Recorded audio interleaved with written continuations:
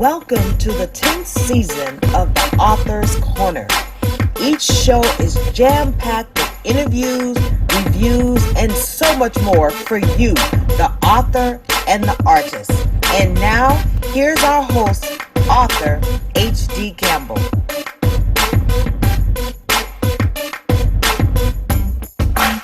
Welcome to another episode of the Author's Corner with H.D. Campbell. As always, I'm your host, H.D. Campbell. We're concluding our science fiction author special with a lot of great things. We're going to conclude with this lady here. This is from last week's show. We had a great conversation. We talked about mythology. We talked about religion. We talked about the book business. We talked about unity. And a programming note, I'm going to have to say we're going to have to conclude her talk next week because we had so much fun. We only so much time in each show. So I promise you we will conclude with this lady next week. Which I also want to say too, anyone that wants to come onto the Author's Corner, this is what our interviews end up being, conversations. I don't just do question and answer. I really want you to be comfortable talking about your craft, joking around, and just being yourself. So that's basically what the Author's Corner is. So now that we're concluding our science fiction special, let me say that next month is going to be, our theme is going to be poetry / spoken word. So I have a lot of poets lined up who's going to be on that. It's going to be the last 2 weeks of every month that we do our special shows. So June's going to be poetry / spoken word. So stay tuned for promos on that coming soon. So again, on today's show, we're going to have our conclusion with T.L. James. In fact, we're going to talk more about the Mpire series and more, a lot more things about the business and things like that. Then we're going to have a chat with Doreen Davis. We're going to talk racism, The Soldier, which is his great science fiction masterpiece. We're going to talk about racism, the Twilight Zone. So much is going on with Doreen Davis, and you're going to find out what. So when we come back, we're going to start the ball rolling with Doreen Davis. Coming soon, the second printing of the Sergeant Wise Guy Chronicles, reintroducing you to a special agent, Sergeant Wise Guy, the government's top strategics and agent with a very sarcastic tongue. A former ranger, he heads up a team of specialists taking care of missions too big or too messy or other agents don't want to handle. His first mission takes him to Paris, where a stolen Cold War nuclear warhead was discovered. While discovering the warhead's origin, a lost dead love resurfaces. Can Sergeant Wise Guy resolve both before the secret plans for the warhead is complete? Well, check out the second printing of the Sergeant Wise Guy Chronicles, coming soon. I hope you guys are enjoying your Memorial Day. And after you barbecue and kick off your shoes and put your feet up, you can watch this episode. But first, what we're going to do right now is we're going to give you our interview with Doreen Davis. He's multi-talented, multi-genre, and you're just going to love this man. So here's the interview. Elementary school, believe it or not. My second grade teacher, in one of my English classes, we had to write short stories. And I had written this one short story, and she's like, "Oh, you are good." She said, "You're real good." So I kind of blew it off, like, "Yeah, okay, whatever, moving on." And I really didn't get interested into writing until about my freshman year in high school. And I was really into like Greek mythology, Black history, more like autobiographies and whatnot. And it was a teacher, Miss Brown, I'll never forget her. Riff, reading his fundamental vans come by on the van, and you pick out your book and whatnot. Well, I used to love these little series called How to Build Your Own Monster. And oh man, it was like one of the best books in the world because how to take care of your vampire and all this other good stuff. So, make a long story short, went up on a bus. I'm looking for this book. I can't find it. And we run out of time, and Miss Brown gave me this book. She said, "Here, you need to take this book." This book, man, I want this book. But the book that she gave me was the autobiography of Frederick Douglass, and I read that book, and I was so mesmerized by this man. Here it is. He was a self-taught man coming out of slavery. He taught himself how to read, taught himself how to write. Before he passed away, he was speaking 7 different languages. He could write 11. And this is somebody who just came out of slavery, not knowing Adam. And that inspired me to get that confidence of, well, if he can do it, I don't see why Miss Sam here, I can't do it. And I got an education. So while I was in the Navy, I was writing a lot of short stories and whatnot. And when I got out of the Navy, I was working as a temp for the IT department for Chase. And I started writing what was currently now Bayou Drama. And I had a coworker that sat behind me that every time I write something, I'll send it to her via email. So, check this out. Just tell me to see if you like it. Yeah.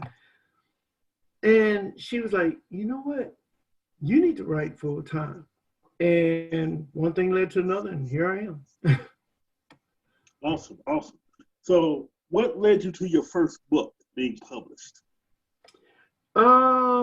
Actually, it was my coworker.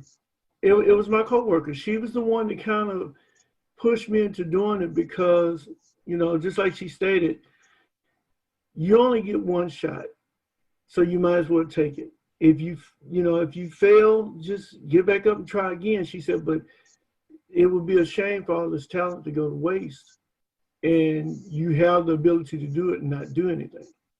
So, and that would kind of led me back to the Frederick Douglass thing. It's like, I don't see why in the Sam Hill I can't do it, and I did it. So, I want to say something real quick about that as well. I don't know what it is about us and learning about Frederick Douglass. I know it's the fact that he was able to read and write when it was against the law, or exactly, he was just such a wise man, to be born of slaves and everything. But I don't know what it is, but at some point, he's always influenced most of us as writers and authors. Yes, indeed. Yes, indeed. I agree. I agree wholeheartedly, because a lot of people don't know it, but some of the legislation that was passed during the time of the Civil War and the time that Abraham Lincoln was in office was influenced by his writings. And, a lot of people, they just know him as an abolitionist, but this man was really, he was ahead of his time. He really was. And to me, he's like the utmost influence on me, period. So I love that. So moving forward, tell me about your first project. My first project, Bayou Drama. Oh boy. Bayou Drama is, like I said, I love short stories. So I developed a series of short stories within this book called Bayou Drama. And it's almost like 6 degrees of separation for each story, but each story ended with some type of message behind it. The situations were real life situations that people could actually relate to, even if they haven't been through it themselves. They know somebody who has, and they could, it was just easy to relate to. And I geared it towards urban fiction because, well, from my neighborhood, of course, but also there weren't a lot of voices for us during that time, to me, that really spoke on true situations that we actually go through, whether it be relationship, whether it be friendship, whether it be a personal struggle. There weren't a lot of true emphasis on it. Most of the urban fictions that I've seen was like, always talking about drugs, always talking about, bumping somebody off or something like that. I wanted to take real life situations and add some type of humor to it or some type of twist to it, to the point where people can actually say, you know what, I didn't see that coming, but yeah, I can relate to that, or yeah, that could actually happen. So that was my mindset.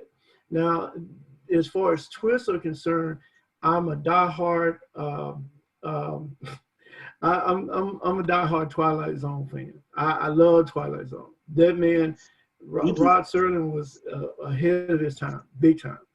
And I love the idea of taking something that someone may think, oh, it's going to go this way, and then you get a 180 and it flips on you like, oh, I didn't see that coming, but it was a good ending.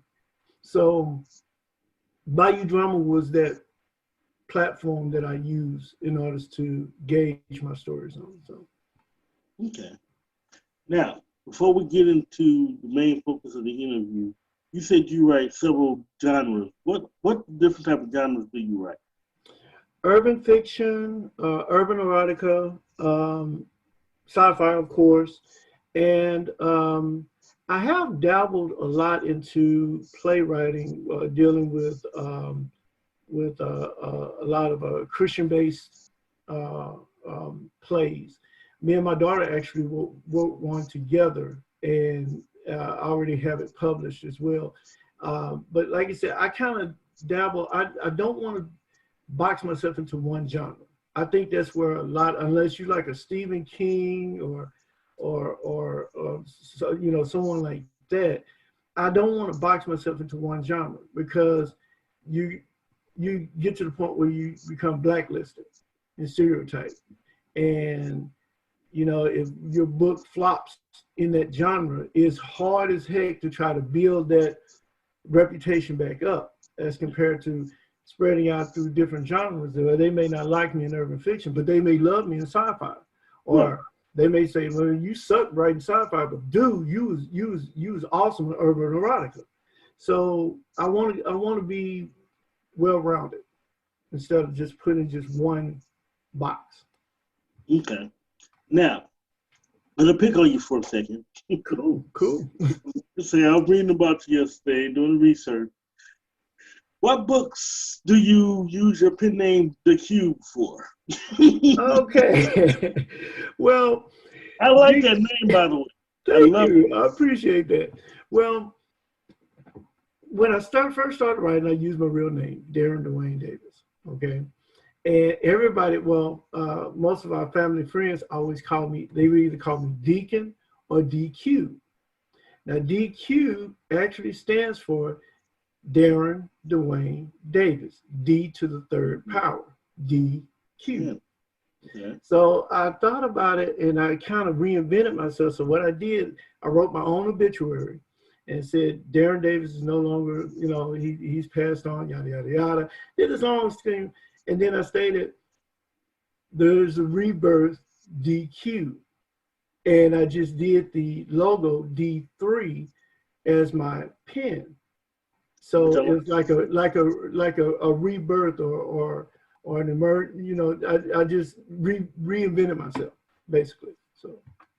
And I like that you sent it to me this morning, which people at home will be able to see it once the show airs. It's up, should be up on the screen right now. So I love. What made you come up with the concept for this logo? Because I'm loving the logo. Thank you. Well, I like I said, when my first book came out, Bayou Drama, I was like a 5-minute success at that time. And when I did my second book, When a Good Man Goes Bad, we were doing a book reading, and there were the passage that I chose was the wrong passage for the audience at that time. So I kind of skipped through it and whatnot. Make a long story short, I bombed.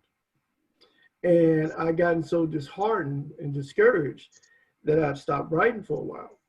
Well, I reached back out to TL like some years later, and she's like, I'm upset with you, right? I was like, I don't want to hear no excuses. You need to come on with it.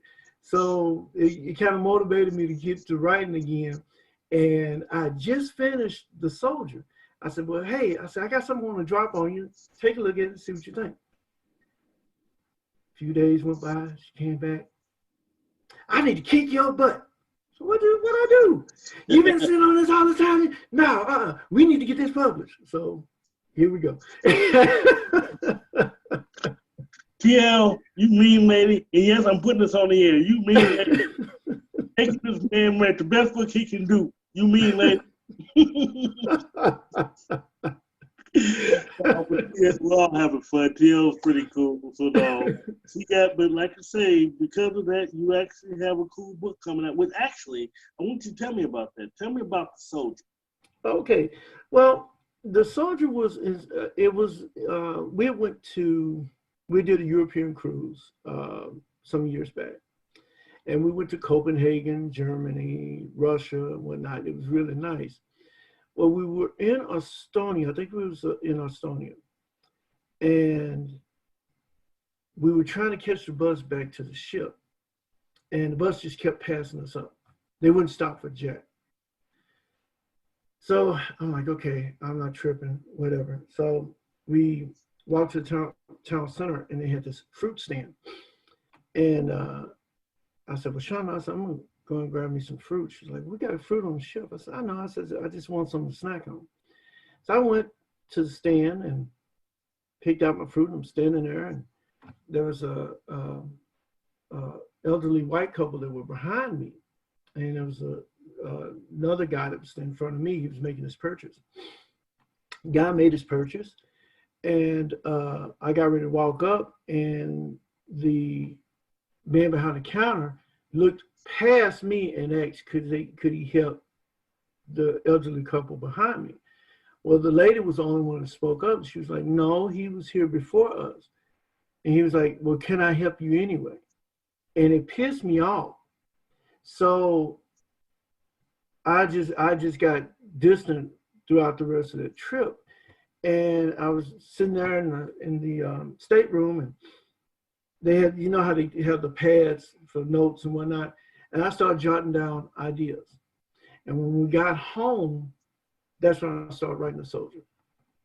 And like I said, that was the actual influence on that book.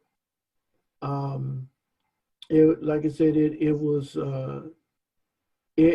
kind of disheartening, because I thought that would only happen in the States, but it seems like, you know, it is pretty much universal. Exactly. So when I got home, I started writing. I mean, I was on a vengeance, and then I thought about it. I was like, wait a minute, I'm no better than what they are if I was to go ahead and go the route that I'm going.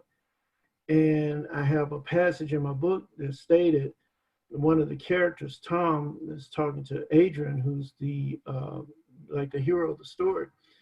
In this one episode, Adrian goes into this restaurant. He's sitting down, he gets coffee, and the waitress walks up to him and says, is there anything that you need? And he looks at the menu, makes his order. She goes and fills his order, and there's these guys, skinheads, that walk through the door. And they target him out because he's the only black guy in there. This is Germany. So he's the only black guy in there. And the owner walks up to Adrian and said, what are you doing here, boy? You need to get out of here. And Adrian gets upset for a moment, and the owner escorts him out behind, you know, out the back door. And before Adrian can say anything else, he said, look, he said, I'm trying to protect you. Right now is not the time. He said, not all white people are prejudiced, and not all prejudiced people are white. And when I wrote that, I had to stop. I was like, wait a minute. I said, you know what? I said, I just preached to myself, because we have more of us that hates us more than they do. And it's like I said, it was just a wake-up call. It was a wake-up call. So it made me kind of, you know, shift focus on, you know, instead of focusing on what upset me at that time, and looking at a bigger picture of, don't put everyone that you see in a box. Don't judge everybody that you see just because of this situation. Know that person first, and know their character first, and then you come to a conclusion. So, what started you off on a sci-fi trip?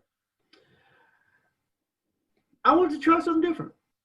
just believe it or not, I really wanted to try something different. I wanted to step outside my comfort zone. And I think this book actually allowed me to do that.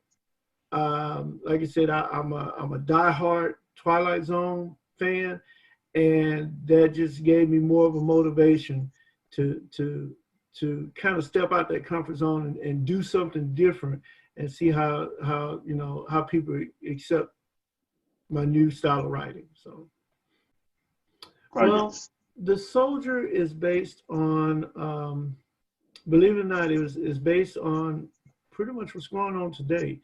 It's after it's after 2012, and the first seal has actually been broken.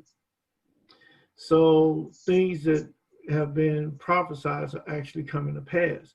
Most of your countries are falling apart.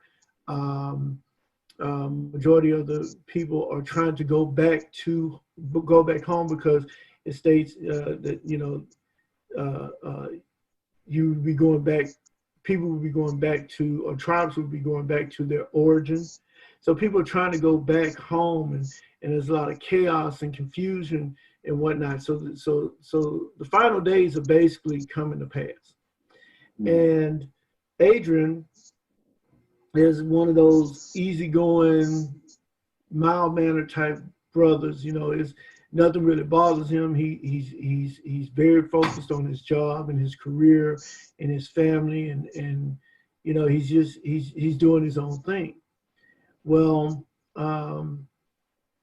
during this time frame, he's introduced to a colleague that works in the Vegas office, in the Nevada office, and they end up becoming good friends, and one thing leads to another, and friendship becomes more passionate. They end up having an affair. Well, all of this is basically a plan to try to get Adrian to come over to lead what I would consider the powers of darkness for the final battle. Satan is actually trying to recruit him as his general to lead in the final battle because of his abilities, in which Adrian has no idea what he's capable of at this time. And Satan's doing everything in the world to try to get him to turn against God, to follow him and lead his army. He even goes as far as killing his family off. And this is where the meat of the book actually goes in, where he's torn between doing what he feels is right and doing what he knows is right. So battling that urge for revenge, and then also, trying to hold on to that humility of, forgive and, accept. And it's just an internal struggle that he's fighting. Once he's introduced to two angels who are going to be pretty much the milestone of him making up his mind to determine which route he's going to go, he has a choice. It's back to free will. Either you're going to do what, you're either going to take revenge and go the negative route to doing what Satan wants you to do, or you're going to do what's right and, take on that humility, release that hatred and that anger, and try to follow in the footsteps of being God's general. So that is the true basis of what The Soldier is about. I love that. That sounds heavily researched. That's very well written. How have the fans received it so far? So far, I have a very diehard critic, and I'm not gonna mention her name, but she's very diehard. She loved When a Good Man Goes Bad. You ain't never gonna write a book as good as When a Good Man Goes Bad. Till she read The Soldier. She's like, so when's the other book coming out? You know what? I'll be totally honest with you. That was actually going to be my next question because it's like, can't be the end of it. Well, and the Lord said the same. Hopefully, by the end of this year, the follow up of the Soldier, because I'm doing it in sequels. I'm doing in 4 series. So the second book, if all goes well and whatnot, it'll be about the end of this year. And the second one is really, really going to answer a lot of questions from the first one, and true soldier is. So yeah, you, like I said, you're gonna be, you will be impressed. I'm gonna tell you something. I haven't read the book, but I'm going for some criticism anyway. You can't tease a book like that. Expect people to ask you, is that it? Come on, you can't do that to people. That's just wrong. Well, like I said, I'm a Twilight Zone person, so I'm letting you know ahead of time. It is going to be a twist, so letting you know. I'll be totally honest with you. When you was telling me about it, I had the Twilight Zone in my head, and that sounds like an entire Twilight Zone movie plot that you could exactly. Because what you think is going to be, it'll be totally different. So, but yeah, you will see why I did it the way I did, and the character that I pulled in order to. By the time when you read it, you'll be like, oh, okay, now I know where he's going with this. It makes sense now. So he's the pivotal point of the story, but it's going to take 2 other characters to make everything kind of click together. So you'll see. And the other book will be out. If all goes well, and the Lord say the same, towards the end of this year, around November, early December. Awesome. Now, you write a lot of good genres, but what is your future of sci-fi beyond the soap? Oh, wow. That is a very good question. Once I'm done with the series of the soap, I want to venture more into a graphic novel, but a sci-fi graphic novel. And the reason I say that is most of the Netflix movies that I've seen thus far that were based on a graphic novel are just awesome. I mean, and a few of the ones I've seen actually stuck with the book, and that's what I really like. I hate it when they take a movie and just mess it all up. Stick with the book. That's just like I love superhero movies. Stick with the comic. Stick with the comic. Yeah. That's what I grew up. That's what I knew. And don't, I'm thinking, okay, yeah, this is gonna be. Wait a minute, he wasn't a woman. Come on, man. So it's like stick with the comic. And you know what's funny? If I just want to lose my audience right now, we can have an entire interview just on that alone. Because that's been my complaint since the beginning of time. Stick with the comic. Stick with the book. Exactly. Because it's like it, and a lot of people, especially, okay, prime example. I loved Zane's, I'm trying to think, Addicted. Zane's Addicted. The book was awesome. Oh my God, that book, that one, I would have danced at that woman's wedding. That book was good. It was a very good book. But when they did the movie, I was so disheartened. I was like, they did her injustice. Seriously. I'm definitely serious. Because it didn't stick with the book. And the way the book ended, it was like you was on the edge of your seat, but when you saw the movie, it was like it was predictable. And it was like, they didn't do her justice. And I love Zane to life. I love everything Zane wrote. But when they did that movie, they did her injustice. Mm-hmm. So, no, I truly understand. So, I mean, again, it's just hard to watch movies based on literature a lot of times because of that. Exactly. I'm hoping in the future, which some of them are, keeping authors on as at least technical advisors. Yep. If you're going to change, even if you have to change something, at least don't make it obvious to the point where you lose your fans.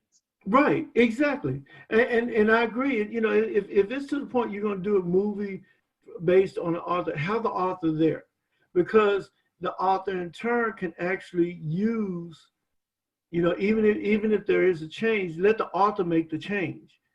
That way, the true diehard fans for that author will know, oh yeah, he thought of that. Oh yeah, that sounds like something he would say, or something he would write, or something he would do.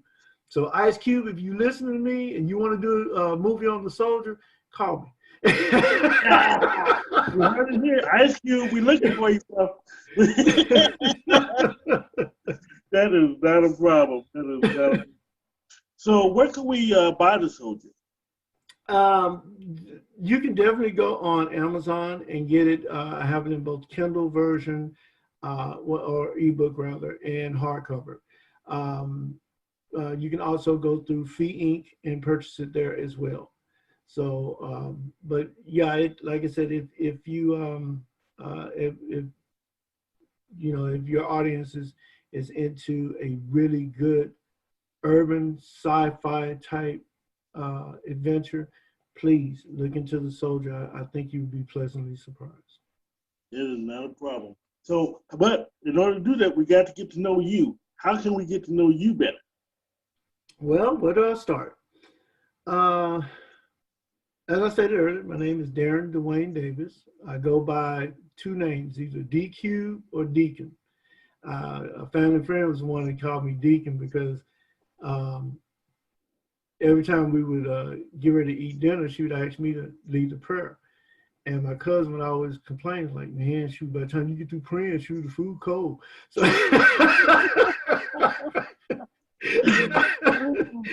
so I got the nickname Deacon.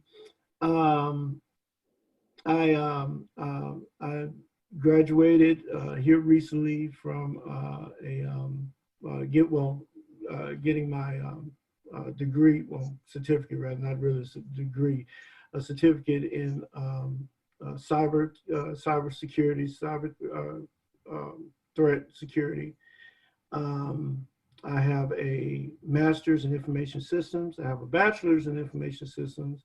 I have 4 associate's degrees, 1 in computer science, 2 in information systems and information systems management.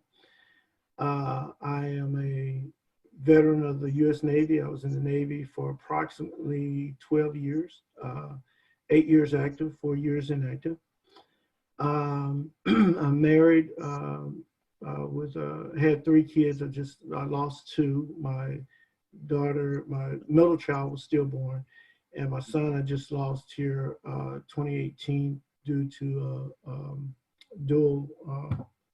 He had blood clots in both his lungs from a procedure from the hospital back in 2018.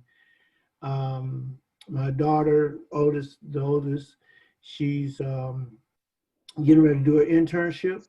She's going in for sports management to become a.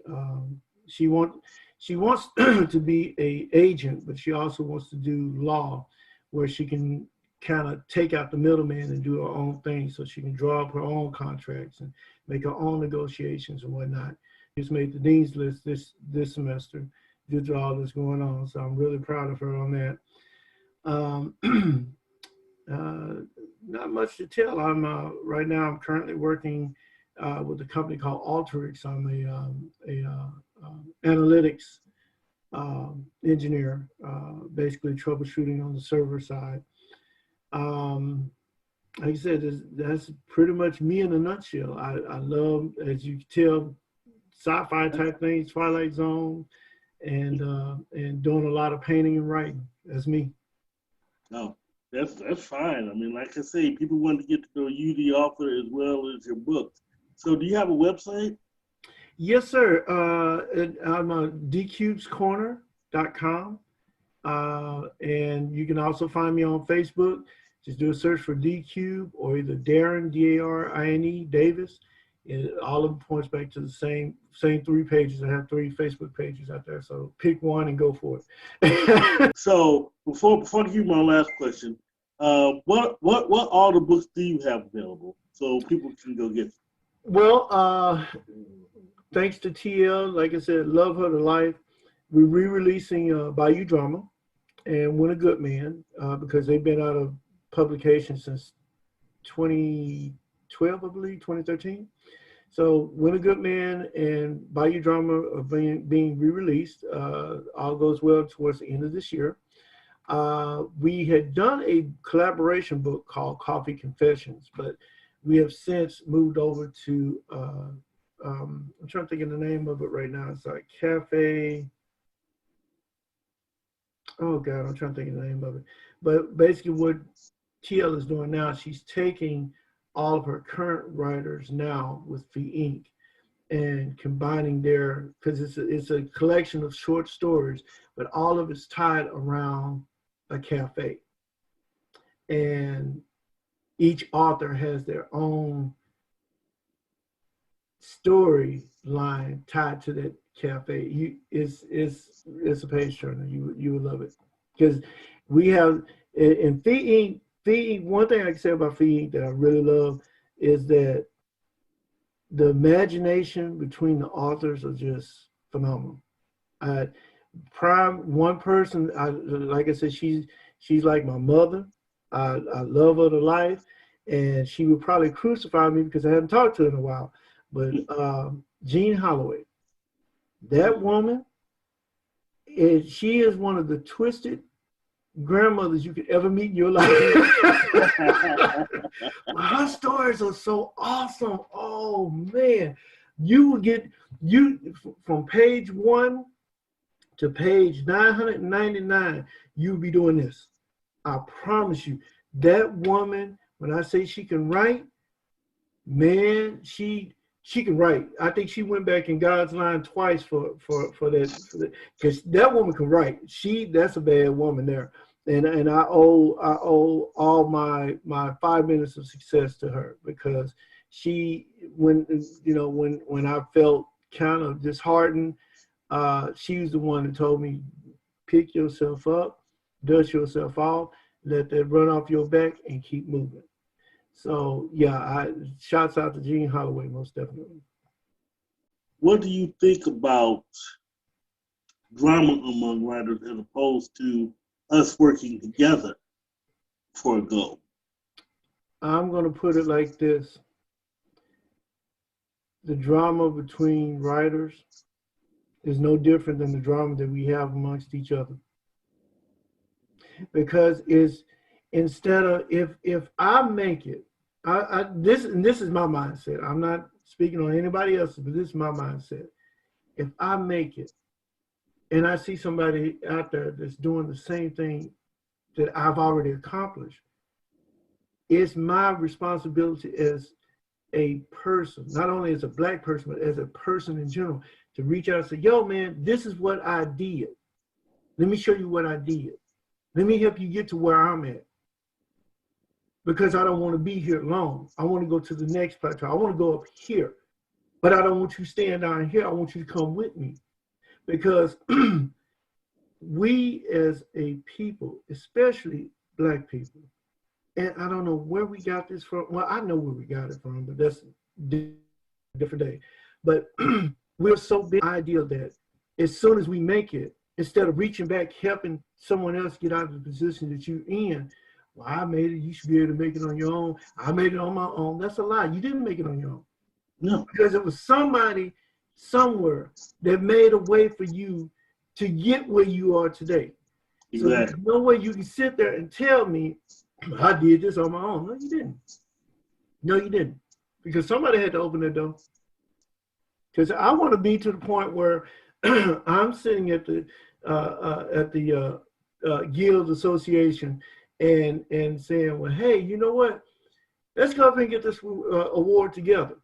I want to be the one to be able to sitting in Hollywood writing screenplays, be like, Tia, what do you think about this? Oh, Darren, you need to change that. Okay, bet. I want to be that. I want to be in that point, but I want them to come with me. Mm-hmm. I mean, it's okay to be like, yeah, sharing the spotlight. Everybody needs their 15 minutes of fame. That's fine. But never forget where you came from, ever. Because you never know, you might need to go back. Just saying. That's it. So now this is the portion of the show where I give you the final word. Whatever you want to say, shout outs, advice, whatever you want to say, the floor is yours. Well, I think instead of a shout out, I want to give out advice. And my advice to anyone, whether you want to write, paint, rap, be a poetic speaker, whatever it is you want to do, even if it's wrong, don't give up on yourself. Never forget where you came from. And always be humble to everybody. Because like my great grandmother always say, you never know, you may be entertaining an angel and don't know it. A little bit named The Cube. I mean, like I say, it's very unique. And like I say, like me and TL was talking about, there's just so much talent out there. There's enough room for it to get to the top, but I'll explain more about that in my 2 cents. But when we come back, we're going to come back with TL James. Stay tuned. Just who is author H.D. Campbell? He's the multi-genre author who can take you on several trips at once. With H.D. Campbell, you can have a romance, you can track a killer, or even stop an international incident. For 30 years and still writing, H.D. Campbell will take you on trips you've never been before. Learn more about him by logging on to hdcampbell3.com or check him out on Facebook, Twitter, Instagram, Pinterest, and LinkedIn. Read his rewrites of How to Lose a Black Woman and Late Murder at 10 with a new title coming soon. And as always, let your writing fuel your spirit.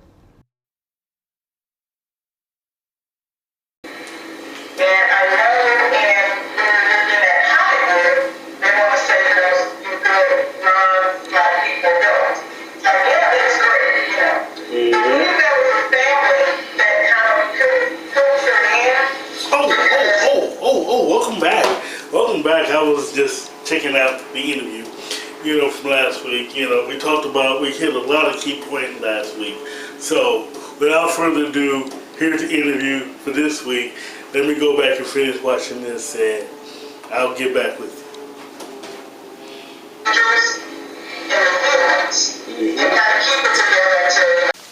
Okay, so what I was saying was I see them as like older sage brothers. And one tells you what you're supposed to do, or what not to do. And then the other one tells you how to do or what to do. Because at the end of the day, in my book, I made angels don't have free will. Humans will be created with free will. And so with the free will, you have these decision trees. And so I see them as decision trees. And so that's what my view was.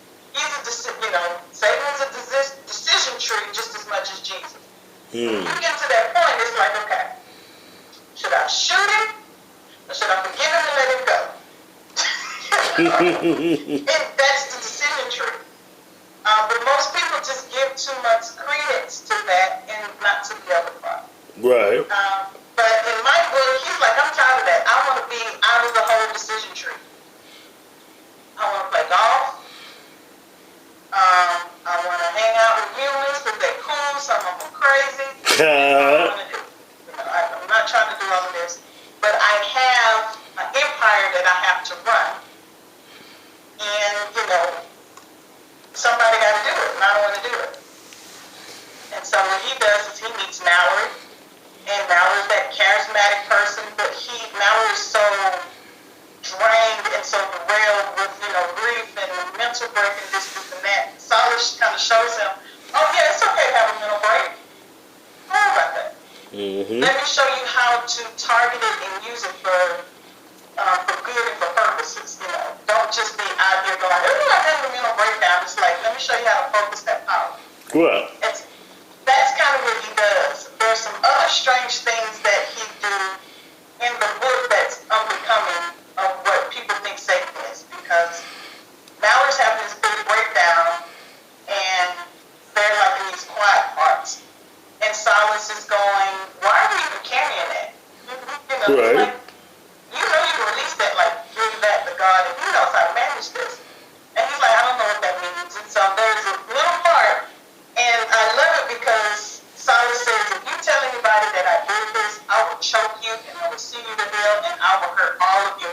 But let me show you how to pray.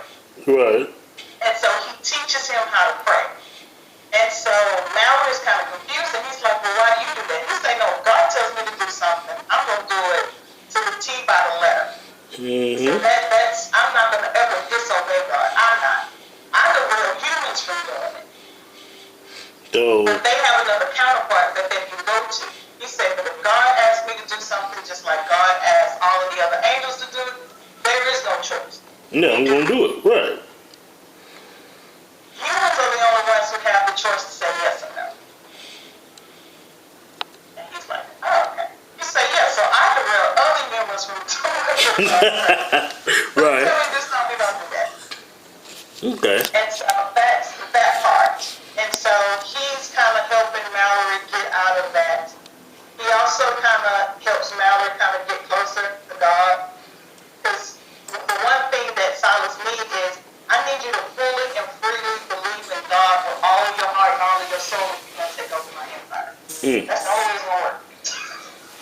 So I need you to be good so we can be in line and you know why you need to be who you are.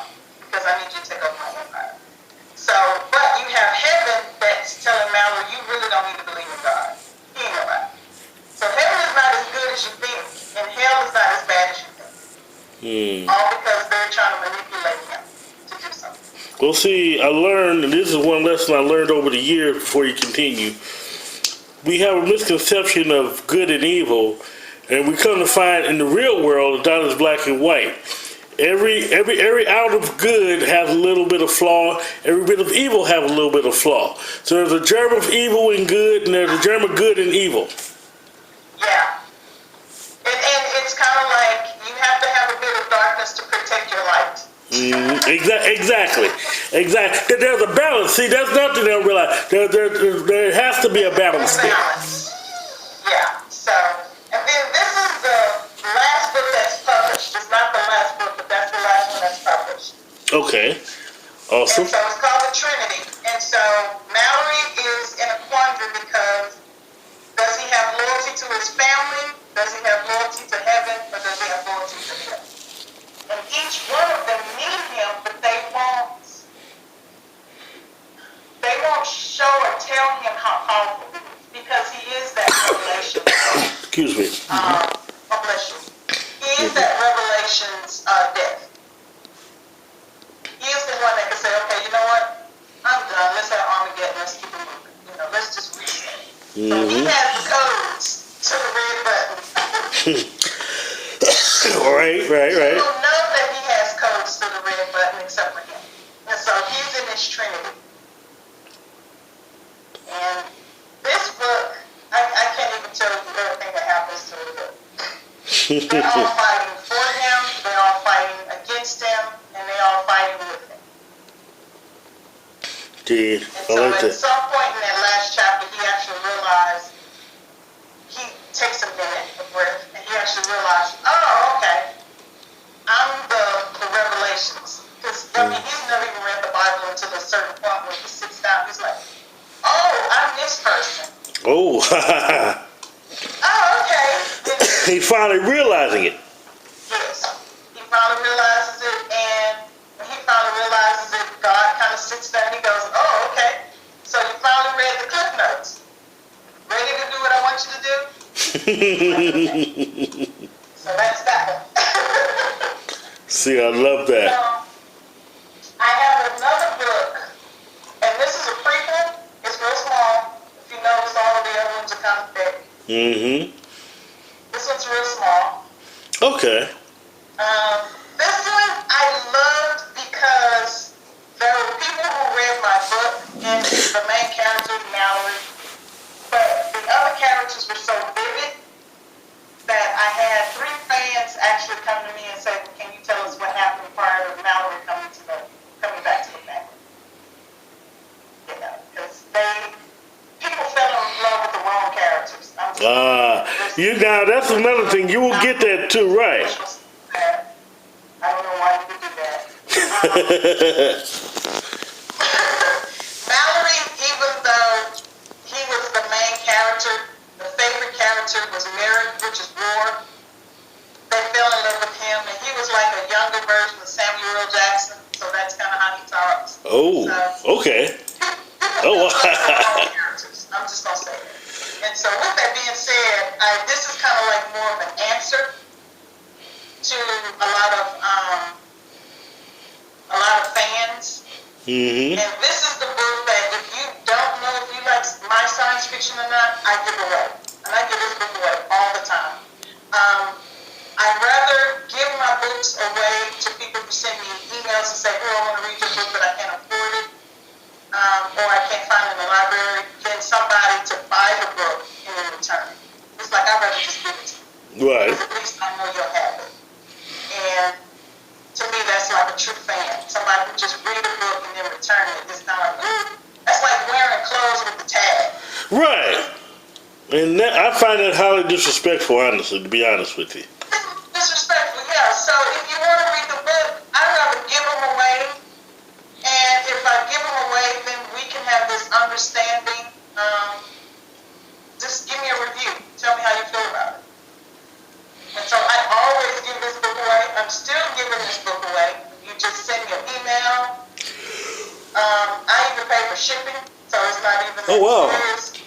But what happens is if you read this book, either you will never talk to me again, or you're going to go buy the other one. See now you make me want, I actually do want that book then. I do want to do a review. Come on, read it. So that's kind of the premise of my character. The book that I'm working on now is they killed my main character. Mm-hmm. And so it's a new generation that's coming in, and they killed my main character. But they didn't collect his soul. And he's that powerful one, right? And so some other things about him that I'm not going to say to have that. Right. He can come back in the book.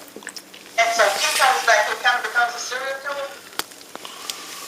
But like I said, each family has a family dynamic. And so Pestilence is fighting with his brothers about something. He's the smartest one, he's the greatest one.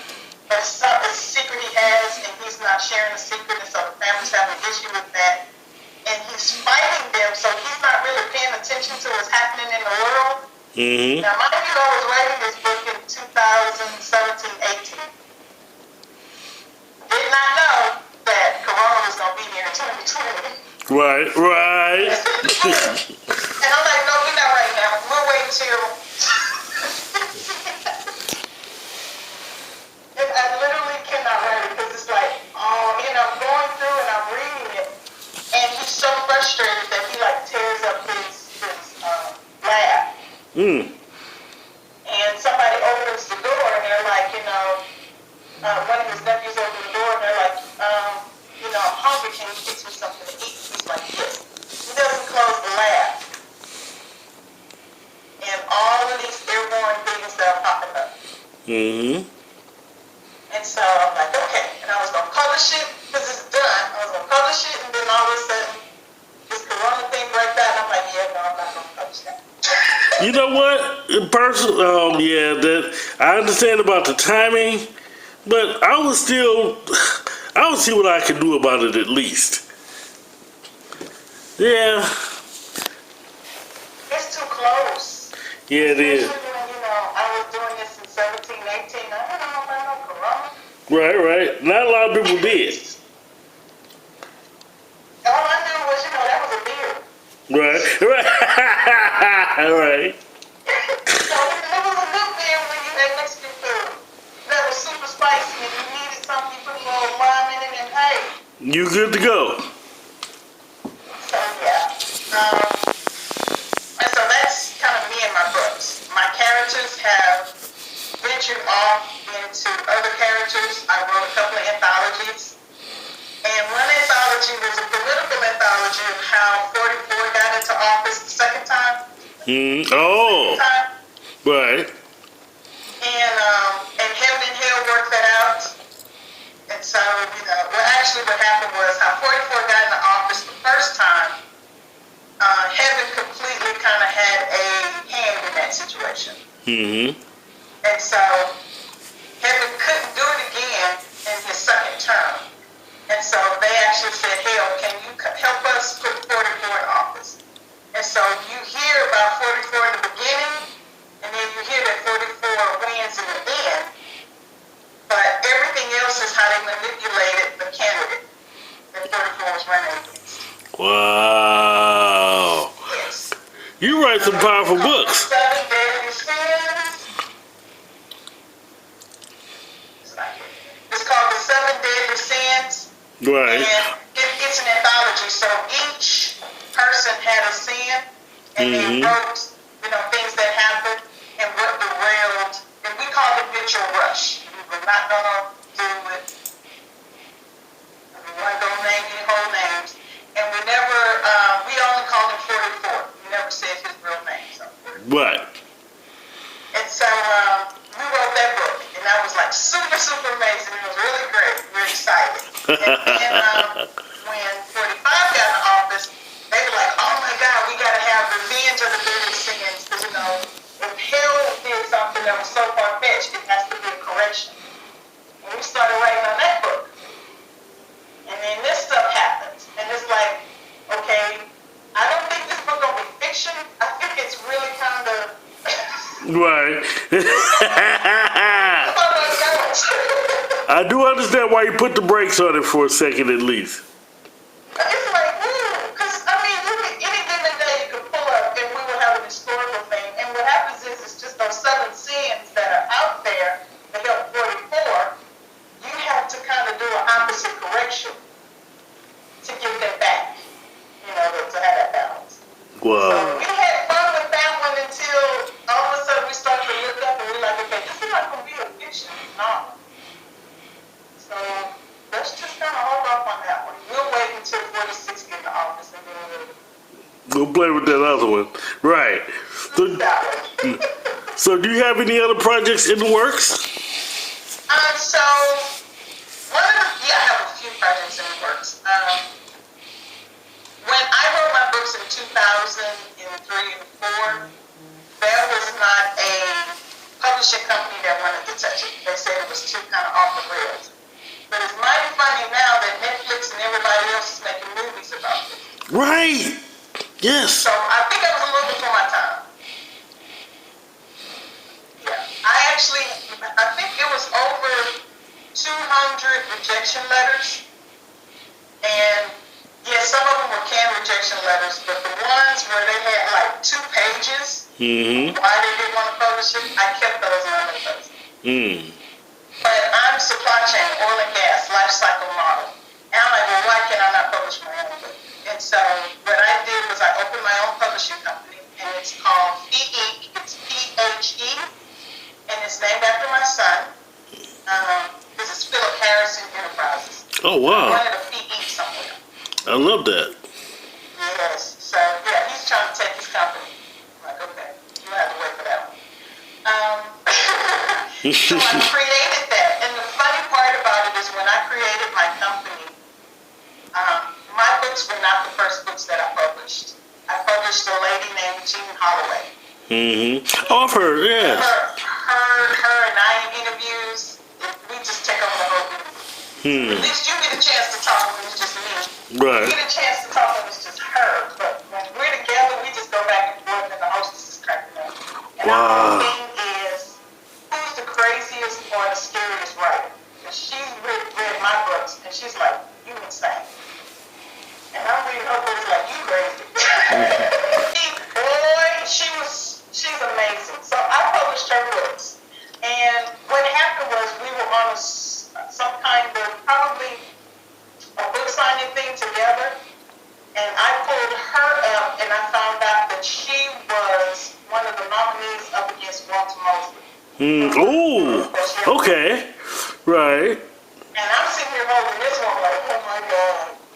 But she's not seeing herself like that. And what she's seeing is I created this publishing company, and you ask me questions, and I have all these things. Okay, we can do this project planning. And I had just pulled out this whole strategy, and I'm like, we're going to do this, and we have 3 to 6 months, we're going to do that, you need to do this, and I was just going through the whole thing. So she's holding me up in high esteem. So she's like, will you publish my books? And I'm like, I'm sorry. So she's like, so we both on this starstruck. Wow. I'm like, oh my God. So she was actually the first person that I published. And then I published my books, and then it went on from there.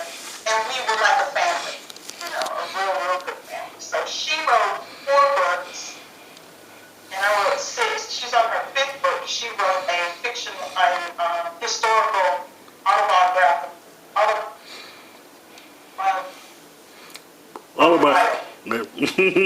Sorry. You good? If it's not fiction, I just like, never mind. And so she's been on that journey, and we've been together. So her characters are in my books, flow through my books. My characters flow through her books. That was this wonderful time where I was telling you that when you do something, you want to write something in your character. It's not doing, they just shoot a ghost. And I called her one day, and I'm like, oh my God, I'm just in this array. Malcolm, which is the social psychopath, I'm like, I'm trying to write him to do something. He's not listening to me, and I've been stuck for like a whole week. And she said, he's sitting on my couch. Whoa. He read my book. I love that. I said, will you keep his monkey butt there? Because I'm telling him I don't need him no more, okay? He woke up dead, and I remember he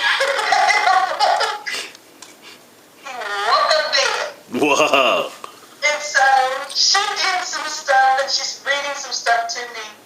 And what I love about Jean is she has a way of killing people. So I love swords and knives. She loves poisons, but she likes poisons that are like $3 or less. Mm-hmm. Things that you mix that you're not supposed to. And so if I need to kill somebody, I'll call her, and I'll be like, okay, so what do I do if I need to kill X, Y, Z? And she said, you want it bloody or you just want it dead? And so we just play off of that. On her side, she doesn't do sex scenes. She just said, they went to bed and that was it. It's like, I'll create your sex scene. You want it from a woman's point of view or the male? Because those, they're described very differently. And she's like, okay. So we help each other out. That's one of the things I think authors need to understand. You're not in a silo when you write the book. And so I said all of that to say, because of her and our relationship, when we started going on the roads, other people started to ask us, well, how did you do this and how did you do that? And so we have a publishing company. But my whole thing is I'm a teacher at heart, and that's one of the things that I learned kind of doing all of this. I love writing books. I love publishing books. But my passion that I have is helping you get your story out. Yeah, I love that. So in 2 or 3 months, if I helped you build your publishing company, helped you build your promotion platform and calendar and all of those things, and then a year or so later, I see you just blowing up. Your success is my success because I was part of it. And that to me is a better high than any of these books. And I love my books. I love my boys. And so one of the projects I created was the Queer Lab. And it's how to write through a timeline, how to start off with a low budget, how to actually create a realistic budget, how to manage your projects or your events. Because at one point in time, everybody had like a writing conference. So how do you manage your time? And then I'm about dollars and cents. So if I'm going to spend $500 on going somewhere and being there with all of my books, what is my plan A and my plan B? And so one is obviously, saving your money to recruit to make money. The other one is, how do I build this target audience to where they're going to come back to? And so that's all in that Queer Lab because it was through trial and error of what I did. What? That was one place where they had an event, and it was an African American event here, and it was so horrible. And a lot of authors flew in to come to this event, and it was so horrible. And we all ended up somehow gravitating towards hotel. And we're sitting there just drinking, and we're just miserable and crying. And, I lost $1,000, and I was like, okay. And I only lost 2 because I didn't used to. But money's money. So the next year,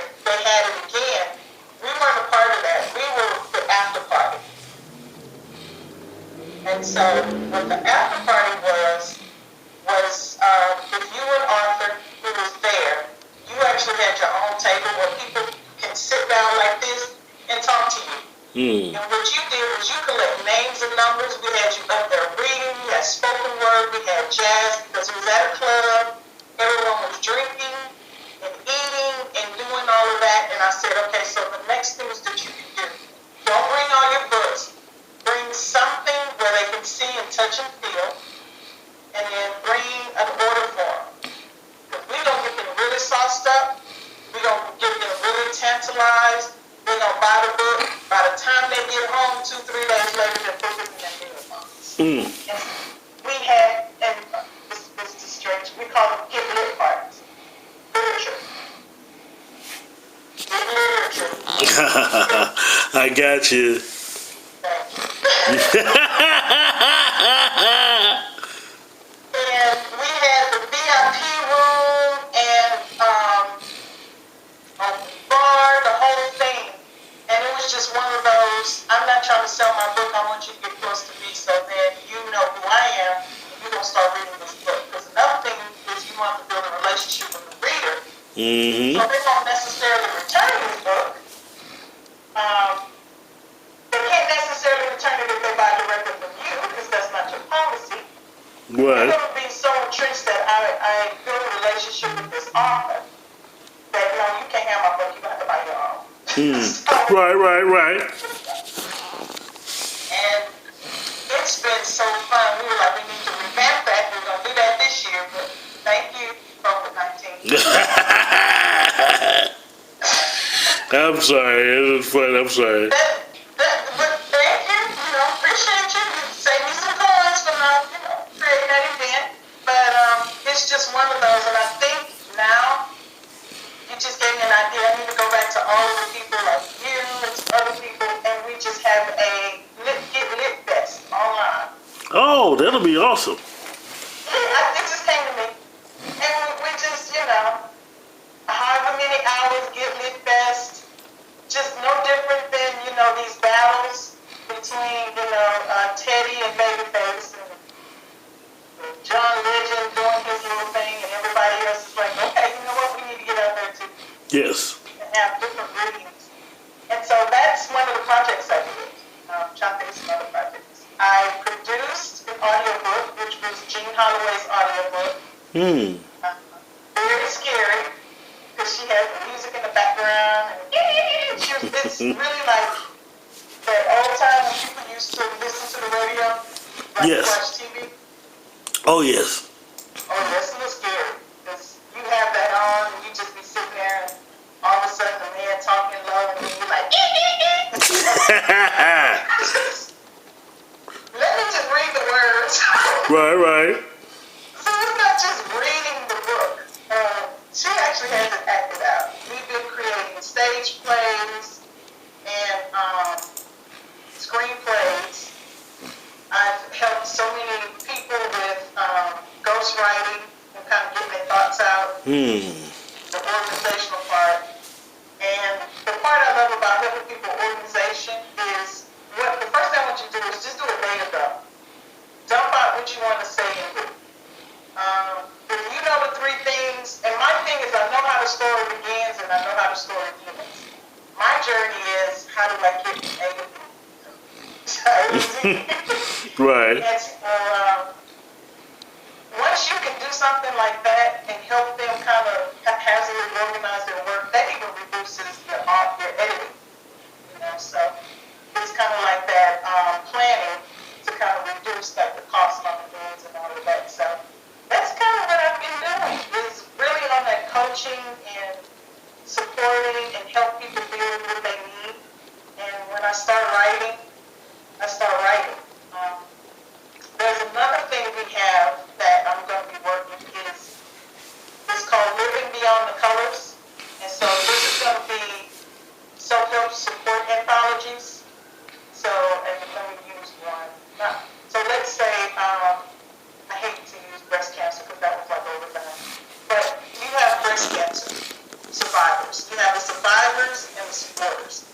And let them tell their story. Because because you see all the breast cancer races, you see all the Alzheimer's races, you see all of these races, but not everybody can run. Right, right. That's the story. And so just let those people kind of tell their story. And it's not a whole book. It's like 3,000 to 5,000 words. And just to light it up, be like, hey, my grandmother had breast cancer. She wrote this book and she talked about all the happy times that she had.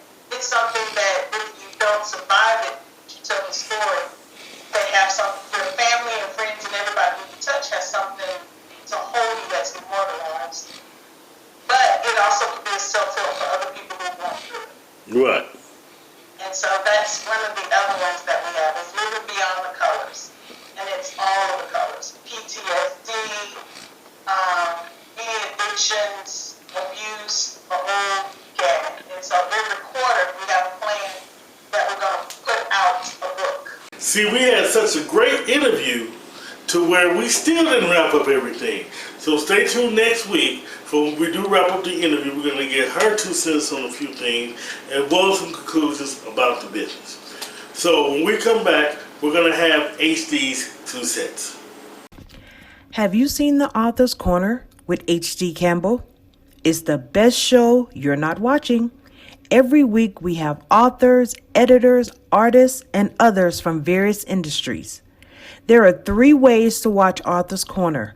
Primarily on our YouTube channel, HD Television, on our HD Television Facebook page, and on our media page at www.hdcampbellmedia.com.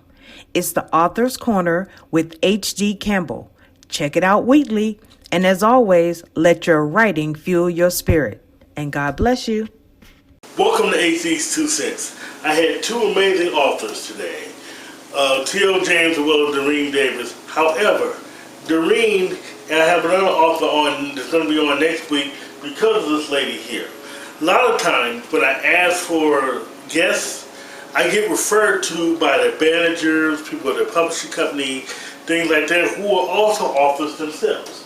This brings me to my 2 cents segment. Being an author, yes, authors are solitary business as far as what we do as authors. We write our own books, we put our own books out, things like that. However, we're also not islands. In other words, we all need help. We all need help with editing, we all need help with getting our work out there, we all need help with publishing, things like that.